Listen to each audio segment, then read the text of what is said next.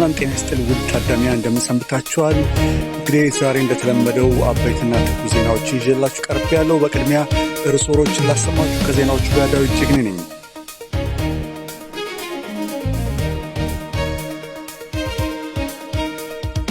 ኢትዮጵያ ውስጥ የትግራይ ክልል ህወሓት አፈሳ እያደረጉና ወደ ጦርነት ለመግባት እያሰቡ መሆናቸውን አውሮፓውያኖች መቃወማቸው፣ በቬኔዙዌላ በደረሰ ተከታታይ የርዕደ መሬት 7.2 እና 7.5 አደጋ መድረሱና ብዙ ሰዎች መፈናቀላቸው፣ በአውሮፓ ከያዝነው እሁድ ጀምሮ የደረሰው ከፍተኛ ሙቀት ብዙ ሰዎችን እንደገደለና እንደሚያስቸግር እየተነገረ መሆኑ፣ በመጨረሻም የስፖርት ዜና ይኖራል። አፍሪካኖች የመጨረሻ ዕድላቸውን በዓለም ዋንጫ ላይ ቀጣይ ዙር በድል መቀዳጀታቸው የሚሉት ለሰዓቱ ያሉ ዋና ዋና ዜናዎች ሲሆኑ፣ በመካከለኛው ምስራቅ ፋርስ ባህረ ሰላጤ ደግሞ ያለው ግጭት የኢራንና የኢራን እንዲሁም ወደ እሱም ሰፋ ብለን ዜና እናቀርባለን። አብራችሁን ቆዩ። ወደ ዝርዝሩ በኢራንና በመካከለኛው ምስራቅ ፋርስ ባህረ ሰላጤ ያለው የቀጠናው ግጭት አሁንም ልባት ባያገኝም በተወሰነ ደረጃ ላይ ስምምነት እየደረሱ ቢሆንም ነገ ሰኞ ዶሃ በካታር ከተማ ሌላ ተጨማሪ ውይይት እንደሚደረግና አሜሪካ ልዑካኖቿን ወደዛ እንደምትልክ ተነገረ። በዚህ መሃል ላይ በስምምነትም እያሉ መሃል ላይ ኢራን በሆርሙዝ ወሽመጥ የሚሻገሩ መርከቦች ላይ አልፎ አልፎ ተኩስ ትፈጽማለች። አሜሪካም አጸፋ እየመለሰች ነው። እንግዲህ ኢራን የምትለው የሆርሙዝ ወሽመጥ መሸጋገሪያ በኔ ፍቃድ ካልሆነ ማንም ማለፍ አይችልም በሚል አኳያ እንደሆነ የደረሰን ዜና ያስታውቃል።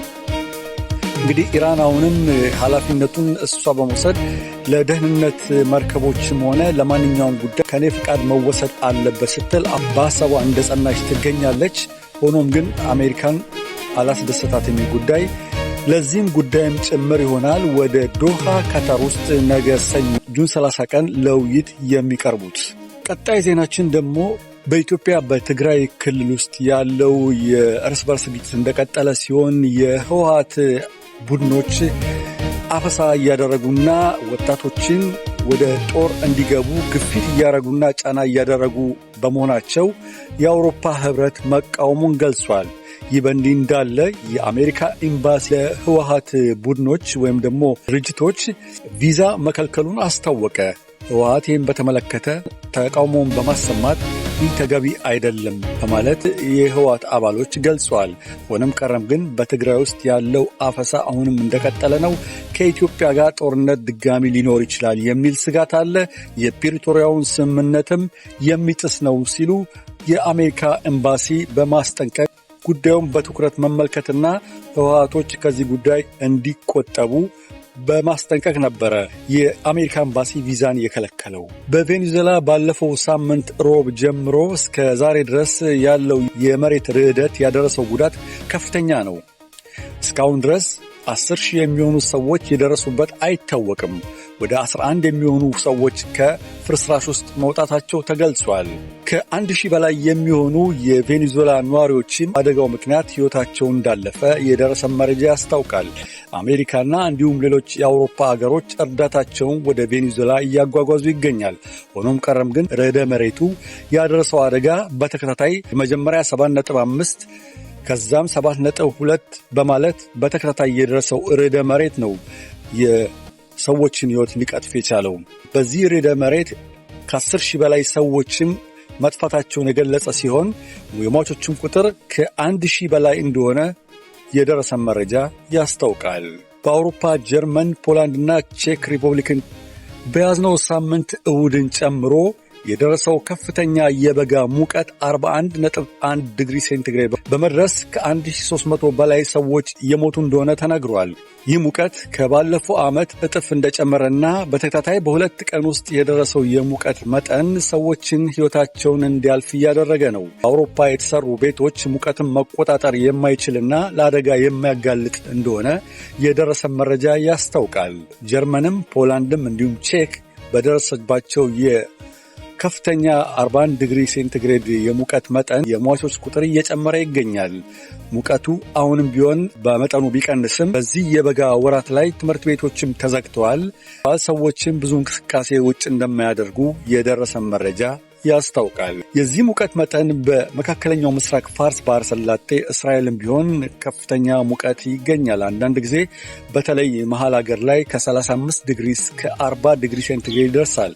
አሁን ግን በያዝነው ጁን ወርና ባለፈው ማይ ወር ላይ የቴምፕሬቸሩ መጠን ከ29 እስከ 32 ዲግሪ ሴንቲግሬድ በመሆን መካከለኛና የማይከፋ የአየር ጸባይ እንደሆነ ሜትሮሎጂ ገልጿል። በመጨረሻም የስፖርት ዜና፣ የዓለም እግር ኳስ ዋንጫ እንደቀጠለ ነው። 48 የዓለም እግር ኳስ ተጫዋቾች 32ቱ ተለይተዋል። 8ቱ ደግሞ በነጥብ ልዩነት ያለፉ ሲሆን ከነዚህም መካከል አልጄሪያ፣ ጋና እንዲሁም ሴኔጋል በተለየ ነጥብ ልዩነት ሲያልፉ እነሱን ጨምሮ 8 አገሮች ወደ 32ቱ የቀጣይ የጥሎ ማለፍ ጨዋታ አልፈዋል። ደቡብ አፍሪካ ከጨዋታው ውጭ ሆናለች። ጁን 29 በተደረገው ምሽት ጨዋታ ላይ ከካናዳ ጋር ባደረጉት ጨዋታ ካናዳ ፍጹም የበላይነት ተቀዳጅታ ጨዋታውን ስታጠናቀቅ በተጨማሪ 5 ደቂቃዎች ውስጥ ባደረጉት ከፍተኛ የማጥቃት ጨዋታ ላይ 1 ጎል በማስቆጠር 1-0 በማሸነፍ ጨዋታውን ፈጽሞ ለቀጣይ ዙር የጥሎ ማለፍ ጨዋታ ካናዳ ማለፏን አረጋግጣለች። ደቡብ አፍሪካ ከካናዳ ጋር ያላቸው ጨዋታ ፍልሚያ ቢሆንባቸውም አልፎ አልፎ ግብ ለማስቆጠር ቢሞክሩም ሳይሳካላቸው ቀርቷል። እንደ ጨዋታው አዝማሚያ ከሆነ ተጨማሪ ግማሽ ሰዓት ይኖራል ብለው አስበው ኳሶችን ሲያዘገዩ በነበሩበት ሰዓት ነው ካናዳ ያለቁት ደቂቃዎች ተጠቅማ 1 ጎል በማስቆጠር በማሸነፍ ወደ ቀጣይ ዙር ማለፏን አረጋግጣለች። ደቡብ አፍሪካ ሻንጣቸውን ጭነው ወደ ሀገራቸው ይመለሳሉ ማለት ነው። ክቡራትና ክቡራን ተመልካቾቻችን ለሰዓቱ ያቀረብኩላችሁ ዜና እነዚህን ይመስላሉ። ከዜናዎቹ ጋር አብሬያችሁ ቆዩ። ዳዊት ጅግኔ። መልካም ጊዜ በያላችሁበት። ጤና ይስጥልኝ።